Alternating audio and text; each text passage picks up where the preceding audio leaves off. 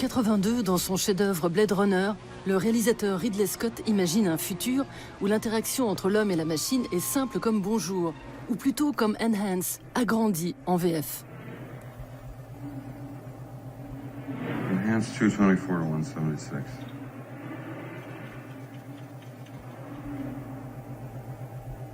Enhance. Stop. Move in. Stop.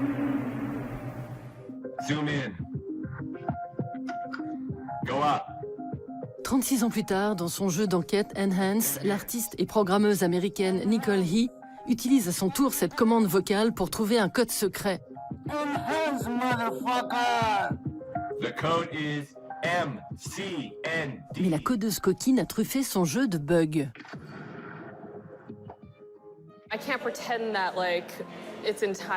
Je ne peux pas dire.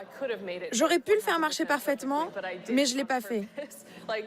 C'est juste la manière dont le jeu fonctionne pour l'instant, et je pense que ça l'humanise. Les gens ont cette image effrayante de l'intelligence artificielle, mais quand tu vois la manière dont ça marche, tu te rends compte que c'est plutôt fragile et imparfait. Ça rend tout ça plus humain, moins terrifiant et moins puissant.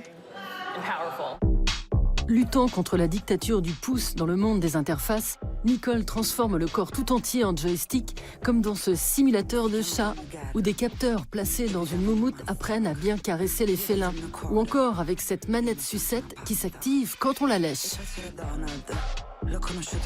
Are you a bird? Heck yeah, I would call myself a type of bird. Can you fly?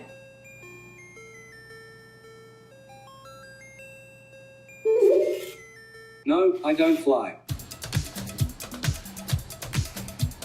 Cette année à Berlin, le festival Amaze, la mecque des jeux vidéo indépendants, fêtait sa 8e édition. Loin des blockbusters du gaming, on y retrouvait plus de 1000 artistes venus de 35 pays pour présenter leurs nouvelles créations. Nicole y donnait une conférence sur l'esthétique des commandes vocales dans l'art et les jeux.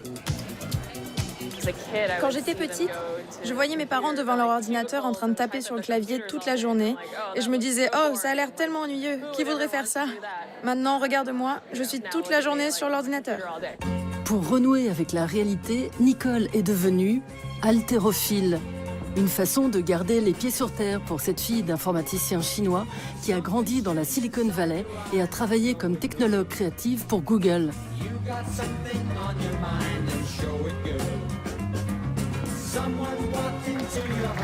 Au festival Amaze, elle présente son application Garden Friends.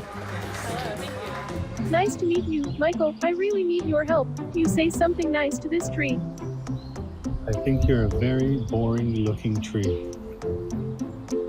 Michael, I said say something nice. That wasn't nice. Look what you did, Michael. À la manière d'un Tamagotchi 2.0, l'humain est ici obligé de soigner un petit avatar à coups de mots doux s'il veut qu'il l'aide à cultiver un jardin.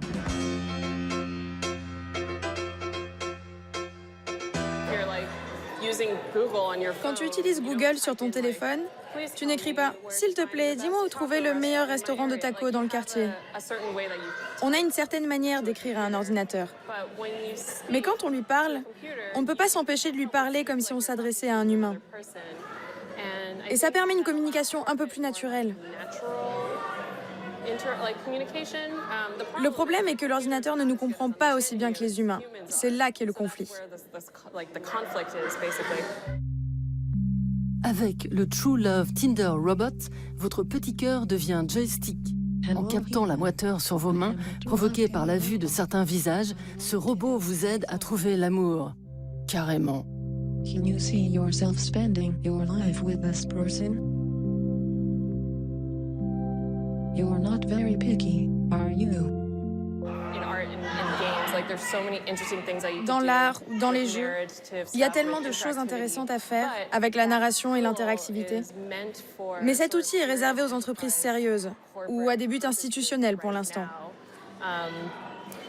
Je suis convaincue que nous pouvons détourner ça et le rendre amusant.